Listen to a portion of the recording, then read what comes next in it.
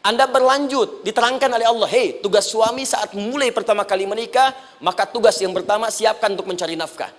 Bagaimana caranya ya Allah? Diturunkan oleh Allah. Satu, jangan takut kehilangan rezeki. Jangan pernah mencuri, jangan pernah ngambil punya orang, karena punya kamu akan saya berikan sempurna. Kamu ngambil punya orang, maka kamu akan menyulitkan diri sendiri. Itu akan dikembalikan pada yang berhak.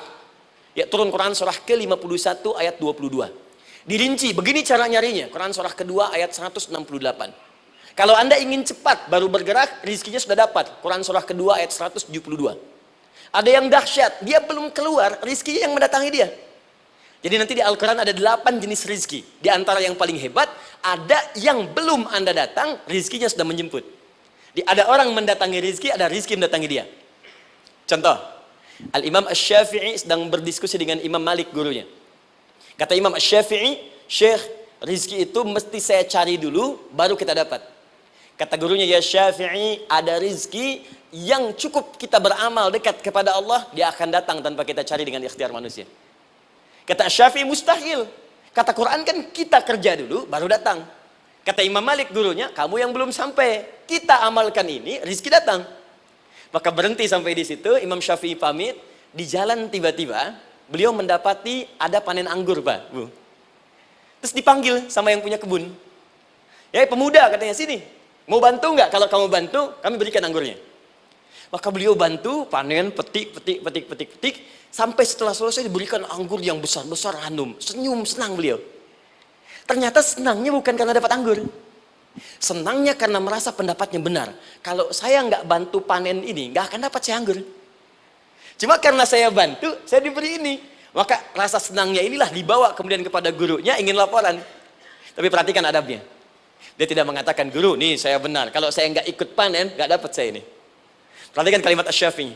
Guru, tadi saya di jalan, dipanggil oleh pemilik kebun, ikut panen anggur. Begitu saya bantu, saya diberikan anggur ini. Beliau tekankan dengan kalimat yang kencang pada kalimat, begitu saya bantu, saya dapat anggur ini. Imam Malik tersenyum mengatakan, Masya Allah Syafi'i luar biasa. Ini siang begitu panasnya, tadi saya mau keluar ngajar, terfikir di benak saya, Allah, kalau ada anggur yang besar-besar, enak rasanya. Tiba-tiba kamu datang bawa anggur. Ini Imam Syafi'i kerja dapat sesuatu, Imam Malik terfikir sesuatu, datang rezeki. Itu ada di Quran surah ke-7, teman-teman, ayat ke-96, paling kanan sebelah atas di mushafnya. Baik, teruskan dulu. Ya, Anda dalam mencari kerja, ingat, kalau Allah yang sampaikan pasti terjadi. Jangan dikira mudah. Kata Allah akan ada persaingan, akan ada kadang-kadang singgungan, akan ada tantangan, maka mulai petakan tantangan apa yang akan Anda lalui saat Anda mulai mencari nafkah itu. Maka turun Quran surah kedua ayat 214, paling kanan sebelah bawah. Am hasibtum an tadkhulul jannata. Hei, apa kamu mudah begitu saja mengira akan sukses dalam pekerjaanmu? Bahkan bisa diartikan surga, ingin masuk surga. Walamma ya'tikum mathalul ladzina khalau min qablikum. Sebelum engkau diuji seperti orang sukses dulu pernah sukses. Lihat mereka. Enggak ada orang sukses yang instan. Cuman balikan telapak tangan dapat, tidak. Kata Allah, lihat orang-orang dulu. Lihat orang-orang hebat dulu, bagaimana mereka bisa kaya, bisa sukses, bisa punya posisi. Masat umul ba'sa, petakan olehmu tantangan apa yang akan dihadapi saat engkau bekerja itu. Satu, kata Allah, ba'sun, ada yang ringan. Ya, ba's. Ba'sa, jama' dari kata ba'sun. Dua, dara'. Dia sudah menengah, jama' dari kata durun. Tiga, zilzal. Ini yang paling tinggi puncaknya. Jadi kalau Anda sudah mendapatkan ini, yakinlah, berarti Anda akan mendapatkan posisi yang tinggi. Karena mustahil orang besar diuji dengan ujian yang kecil. Zilzal, ini bagian ketiga. Ba'sa, ba'sun, mulai. Kira-kira tantangan-tantangan ringan apa saja yang akan Anda hadapi? Ya, kalau saya contohkan misalnya dengan contoh yang lain singkat, Anda mau ke masjid, ingin konsisten, mulai hijrah, ingin dekat dengan Allah, tiba-tiba yang tadinya nggak mau ke masjid, mulai ke masjid, diuji dengan hujan. Hujan kecil, rintik-rintik, shower. Begitu hujan, orang Arab mengatakan kalau hujannya bisa lewat tanpa payung pun, orang Arab mengatakan la ba'sa. La ba'sa ini ringan. Orang kita sambungin, labas. Dari bahasa Arab, lewat. Nah, jadi kalau Anda mau berangkat nih, siap bekerja, siap hadapi tantangan. Baru mau lewat hujan kecil, berarti itu tantangan kecil kita lewati. Macet, petakan, cari jalan yang kemudian sempurna, jalan yang kosong, buka Google-nya, buka Waze-nya, buka map-nya, cari. Jadi kalau pada yang kecil aja belum kita lewati, bagaimana mendapatkan yang besar? Anda mau ke masjid, dikasih hujan kecil. Mau berangkat gak jadi. Papa, kenapa gak jadi? Hujan mah, kan ada payung. Takut riak, takut riak. Tuh. Setelah itu darwa. Maaf, tantangan fisik. Kadang-kadang mulai ke fisik. Mulai mengganggu. Ya, maaf, dirincikan kemudian oleh Al-Quran. Turun Quran surah ke-21. Ayat 87 sampai 88. Kisah Nabi Yunus alaihissalam. Yunus beraktivitas, bekerja. Bukan berarti nggak ada tantangan. Kadang-kadang dibawa, kadang-kadang diusir. Kadang-kadang Anda dapat misalnya proyek. Kadang-kadang sudah mulai, masukkan tender. Tiba-tiba gagal, diserobot orang. Kadang-kadang orang yang dapat, Anda yang ngajukan. Itu biasa. Kata Allah itu biasa, bukan cuma Anda, yang lain pun ada. Bukankah Allah ajarkan kisah Sayyidah Hajar alaihissalam dengan Ismail? Bukankah bolak-balik naik sofa marwah? Kadang di atas, kadang di bawah, kadang lihat peluang sampai marwah ternyata bukan air. Terkadang Anda yang bekerja, tim yang lain yang mendapatkan karena kerja keras Anda bisa jadi terjadi. Bukankah yang kerja keras Hajar yang dapat Ismail? Mungkin Anda yang konsep, yang dapat minyaknya orang lain. Mungkin Anda yang kerjakan, yang suksesnya teman Anda, gak ada masalah. Dan itu kemudian akan bermanfaat bagi Anda. Tidak mungkin setiap keringat yang keluar dari diri kita mustahil kecuali akan melahirkan manfaat yang kembali pada diri kita. Tantangan. Tapi yang paling dahsyat ini yang nggak ditemukan di sebagian referensi yang kita baca. Ketika Allah menjelaskan semua tahapan-tahapan tantangan ini sampai ke puncaknya zilzal. Zilzal itu kalau bahasa sekarang gempa. Ada ujian yang menggoncang hati kita. Ketika Anda kerjakan, ya Allah, tantangannya dahsyat. Kenapa mesti saya, ya Allah? Kau nggak selesai-selesai, ya Allah. Itu wajar, teman-teman. Itu biasa. Kata Allah, orang dulu saja mengatakan, mata nasrullah, kapan ini selesai? Berbahagialah kalau teman-teman sudah mendapatkan tantangan puncak yang paling tinggi ini. Ini artinya Allah sedang mempersiapkan Anda menjadi orang besar di kemudian hari. Dan cara mengatasinya diturunkan Quran surah ketiga ayat 142, paling kiri sebelah atas. Perhatikan dahsyatnya. Yang pertama diterangkan tantangannya, yang kedua dijelaskan cara mengatasinya. Saya mau berhenti sampai di titik ini, nanti saya terangkan cara berinteraksi dengan Al-Quran. Ya, perhatikan baik-baik. Kata Allah, jika kelak engkau sudah bisa memetakan tantangan ini, maka siapkan solusi untuk mengatasinya. Ayatnya dibuka dengan kalimat yang sama persis. Saya pernah sampaikan teori ini di dua perusahaan besar di Indonesia. Yang pertama, ada salah satu perusahaan, karena ini direkam saya nggak sebutkan perusahaannya, perusahaan otomotif besar, sedang turun gratis, kemudian juga ada inflasi yang tinggi. Terus saya terangkan teori Quran. Dia praktekkan berhasil, Pak. Padahal saat itu saya presentasi di depan non-muslim. Non-muslim. Sales-salesnya se-Indonesia dikumpulkan, saya bedah tentang ini. Dan mereka berhasil. Sampai sekarang naik lagi. Yang kedua sama, ini direkturnya juga non-muslim. Tapi nggak apa-apa, kita diskusi. Dan mau mendengar teori ini. Dan praktekkan, naik. Ya, dulu di satu perusahaan minyak juga. Sedang turun, karyawan semua dikumpulkan. Lalu kita bahas tentang ini, kita terangkan. Yang ini yang paling menarik dari Al-Quran. Kalimatnya sama persis. Quran surah ketiga ayat 142. Am hasibtum an tadkhulul jannata. Apa Anda duga akan begitu mudah mendapatkan kesuksesan dalam hidup? Tolong fokus baik-baik. Jangan selalu mengartikan jannah dengan surga. Karena asal kata jannah itu artinya kesuksesan, kebahagiaan yang belum tampak. Surga, kenapa disebut dengan jannah? Karena itu puncak kebahagiaan kita yang belum nampak sekarang. Saya kasih rahasia ya, ini antara kita saja nih.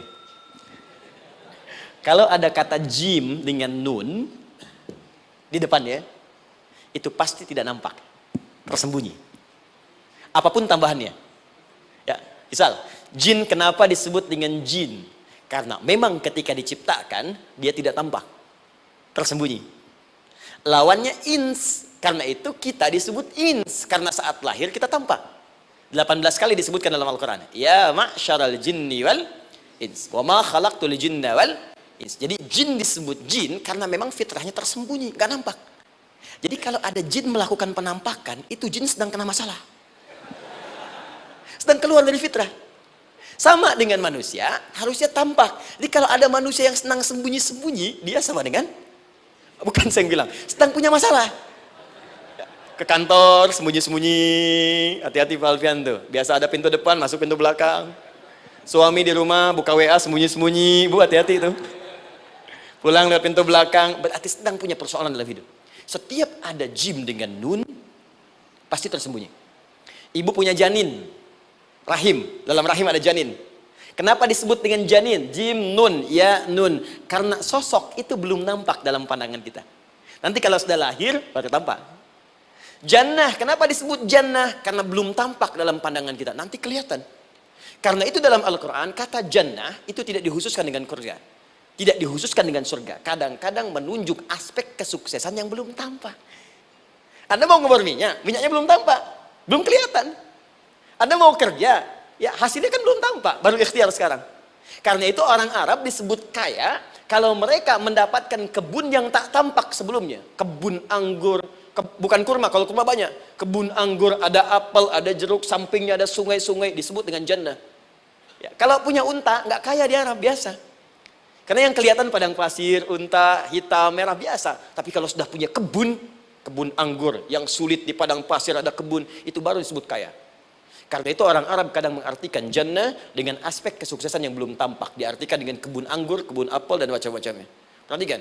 Am hasibtum an tadkhulul jannah. Apa Anda duga ingin sukses itu begitu mudah? Sukses jadi tidak. Walamma ya'lamillahu alladhina jahadu minkum wa ya'lamas sabirin. Perhatikan baik-baik. Sebelum Allah memastikan pada diri Anda terdapat dua hal yang paling utama untuk mengatasi tantangan tadi. Satu, jahadu. Kesungguhan. Serius. Jadi kalau mau sukses, mesti serius. Kerja serius. Cintai pekerjaan Anda. Ya, belajar anak-anak serius. Pastikan belajar dengan serius. Jangan cuma anak-anak duduk paling belakang, nggak pernah nanya, kadang ngantuk, pulang. Ujian, besoknya mau ujian, baru belajar. Ya, sistem SKS, sistem kebut. Ya kadang-kadang sejam Bu, Pak.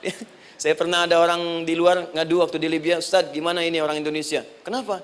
Saya belajar 3 bulan, besok mau ujian. Teman antum orang Indonesia pinjam catatan saya, baru semalam. Dia dapat 8, saya 7,5.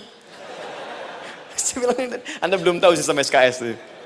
Baik, ya. Tapi itu bukan solusi, begitu ujian selesai ilmu lupa. Itu poinnya. Jadi kalau hanya sekedar ilmu dipakai untuk ujian, pada prakteknya nggak akan terpakai. Ini banyak anak sekolah sekarang hanya belajar untuk ujian saja. Padahal kalau dipraktekkan, kadang kaitan dengan agama tinggi Bu, Pak. Fisika itu dengan agama itu tinggi. Gaya F1 sama dengan F2, gaya gerak sama dengan gaya dorong. Gaya sedikit, maka keluarnya sedikit. Pukul kencang, bunyinya kencang. Imannya kalau kuat, amalan jadi banyak. Iman sedikit, amal pun sedikit. F berbanding lurus dengan P, hukum Pascal. Gaya berbanding lurus dengan tekanan. Masuk bab akhlak. Makin banyak gaya, makin banyak tertekan. Nah itulah. Gaji 5 juta, gaya 10 juta, kan? Ini serius. Serius, di divisi apapun Anda, saya 3 sepekan lalu lah, takziah ke tempatnya yang Habibie, terus diminta tausiah di sana. Dan saya perhatikan beliau termasuk yang paling serius ketika diberikan tugas apapun. Gak pernah diberikan amanah, kecuali mencintai pekerjaan itu. Yang Habibie demikian. Ciri orang sukses itu serius. Tapi keseriusan itu, kata Allah petakan jadi 3 bagian lagi. Karena jahadu itu punya 3 turunan kata. Satu, keseriusan merencanakan, disebut ijtihad namanya. Punya rencana. Mappingnya apa? Stepnya apa? Oke, Anda ingin kerjakan sebuah proyek, baik, proyeknya berlangsung berapa lama?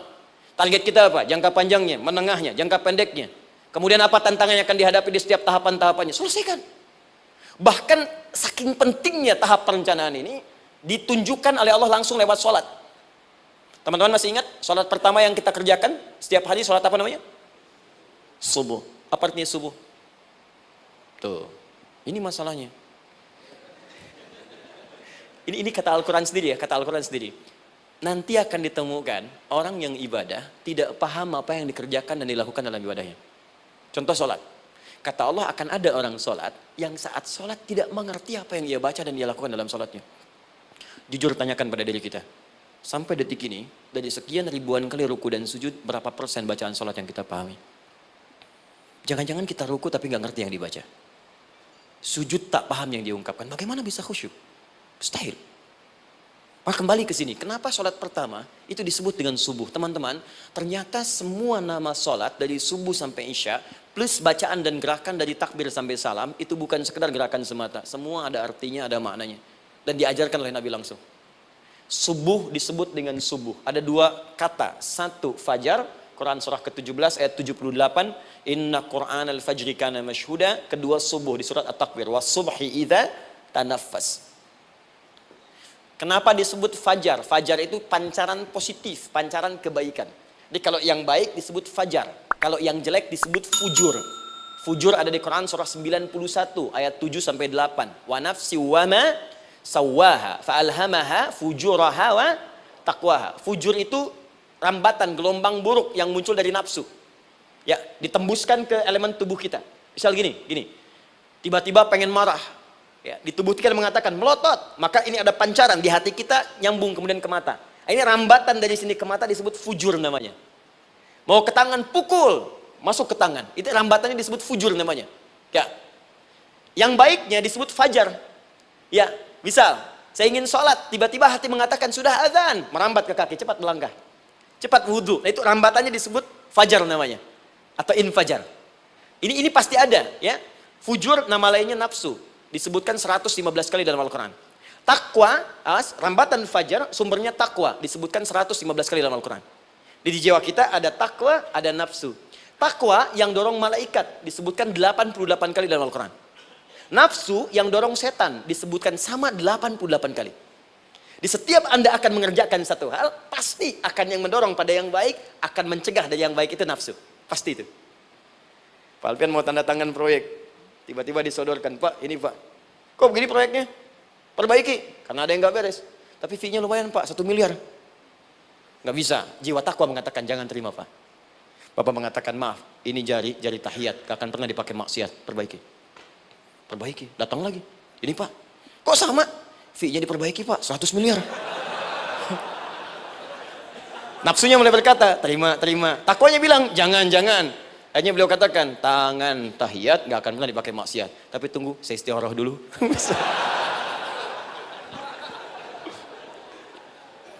Nah, waktunya, ini salatnya disebut fajar. Kenapa disebut fajar? Karena saat kita tidur, terus dengar suara azan, Allahu Akbar, maka memancar dari iman kita, rambatan untuk merespon suara itu. Bangun kita untuk menunaikan salat. Waktunya disebut subuh. Kenapa disebut subuh? Dari kata asbah. Asbah itu artinya yang siap dengan rencana. Ya, orang Islam tuh nggak ada yang bangun dari tidurnya kecuali punya rencana jelas yang akan dieksekusi dari itu. Makanya sebelum kita bekerja mengeksekusi itu, kita datang menghadap Allah supaya Allah berikan kemudahan di setiap aktivitas kita. Coba lihat manajemen Nabi. Bukankah sebelum tidur beliau istighfar dulu? Dirinci pekerjaannya, dicatat yang akan dikerjakan besok, istighfar 70 kali, 100 kali, sehingga dengan istighfar saat tidurnya tenang. Coba kita biasakan. Ada yang baca Quran, ada yang istighfar. Kalau nggak percaya silahkan cek. Begitu Anda lakukan, tidurnya enak. Besoknya rencana itu sudah siap. Makanya ketika bangun, siap jam 7 mau kemana, jam 8 ada di mana, jam 12 kerjakan apa. Sebelum mengerjakan itu, datang kepada Allah, sujud, ya Allah, saya punya rencana ini tolong mudahkan. Begitu caranya. Itu yang disebut dengan subuh. Nah, sekarang kembalikan peta hidup kita mau seperti apa ke depan. Ijtihad. Yang kedua, kalau sudah jelas konsepnya, visinya sudah ada, maka jihad. Yang kedua, jihad. Jihad itu eksekusinya, aksinya, actionnya, perjuangan fisiknya. Rencananya apa? Tahajud malam nanti. Bismillah. Jam berapa? 2:30. Baik, yuk kita mulai rencanakan. Eksekusi rencananya. Bagaimana cara kita bangun 2:30? Pasang alarm. Jam berapa alarm dipasang? 3 kali. Pertama 1:30, kedua 2 kurang 1/4, ketiga jam 2 lewat 1/4. Baik. Alarm pertama untuk mematikan alarm kedua. Alarm kedua matikan alarm ketiga. Ketiga siap-siap. Baik. Siap bangun. Jihad. Awas, ini penting ya. Jihad itu jangan dipersempit maknanya kepada situasi peperangan saja, tidak. Banyak jihad itu luas sekali medannya. Karena jihad itu perjuangan fisik. Dan maaf sekali, dalam konteks perang pun bukan menyerang orang. Tapi membela diri saat diserang. Di Islam itu bukan agama ekspansi. Cek di sejarah, nggak ada Islam menyerang. Yang ada itu membela diri saat diserang. Atau saat orang lain dizalimi dan kita diminta untuk terlibat, kita membantu. Ini bukan dalam konteks sekarang yang banyak dibincangkan. Tembak orang, bom orang, nyerang orang. Bukan. Itu waktu kejadian bom Tamrin itu pertama, saya di Lampung posisinya. Itu begitu meledak, tuar. Pertanyaan pertama Pak di Badistani, Ustadz, apakah bom di Jalan Tamrin termasuk jihad fisabilillah? Saya bilang, Pak, sependek pengetahuan saya, jihad fisabilillah itu jihad di jalan Allah, bukan di jalan tamrin. Kaidahnya beda. Nah, misal mencari nafkah itu jihad. Cari nafkah jihad. Quran surah keempat ayat 34, paling kiri sebelah atas. Tugas pertama ketika menikah, kata Allah, ar-rijalu qawwamuna 'alan nisa. Setiap lelaki itu diminta oleh Allah untuk mengatur bagian rumah tangganya. Jadi pemimpin di rumah tangganya. Ya bima faddalallahu ba'dahum 'ala ba'din, karena diberikan kemampuan untuk memimpin. Di pemimpin itu ada di suami. Dan ciri khas pemimpin, Bu, biasanya ciri khas pemimpin apa, Bu? Bukan tegas, bukan. Ciri khas pemimpin itu tidak mau dipimpin. Makanya kalau ada sesuatu, masukkan lewat usulan, jangan beri saran. Kalau saran susah, itu pemimpin. Baik, tapi yang paling luar biasa kata Allah, perhatikan kalimatnya indah sekali. Wa bima anfaqu min amwalihim. Saya berikan tugas untuk mencari nafkah. Ketika seorang lelaki bertugas mencari nafkah, ingat ya, konteks apapun, kalau perempuan nanti bekerja bukan nafkah poinnya. Bisa hobi, ya, bisa aktivitas, tapi nafkah kalau sudah menikah itu ada pada suami. Perempuan tidak. Kalaupun tidak dilarang perempuan bekerja, tidak. Sayyidah Aisyah mengajar, ada yang para sahabiah jadi perawat. Ya, ada yang pengajar, banyak dulu sahabat Nabi yang perempuan mengajar. Ya kan ada pelajaran-pelajaran khusus perempuan. Ya ada bagian perawat, ada dokter. Ini kan yang ngandung perempuan, masa yang periksa laki-laki? Ya, kan? Ada bagian perempuan tertentu, itu silahkan bekerja boleh. Tapi nafkah laki-laki. Begitu lelaki meniatkan pekerjaannya karena Allah untuk mencari nafkah, itu setiap langkahnya jihad fisabilillah.